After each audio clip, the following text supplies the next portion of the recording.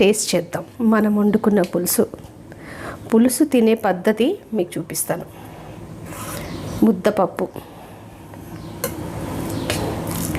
దాంట్లో మనం నెయ్యి పోసుకోవాలి. మీరు విన్నది కరెక్టే, వేసుకోకూడదు, పోసుకోవాలి. అప్పుడే అమోఘంగా ఉంటుందన్నమాట.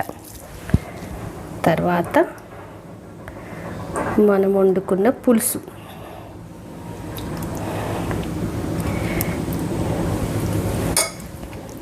ఇప్పుడు దీనికి ఏమి కూర లేకపోయినా పర్వాలేదు, కానీ ఒక్కటి మాత్రం కంపల్సరీగా ఉండాలి. అదేంటి అంటే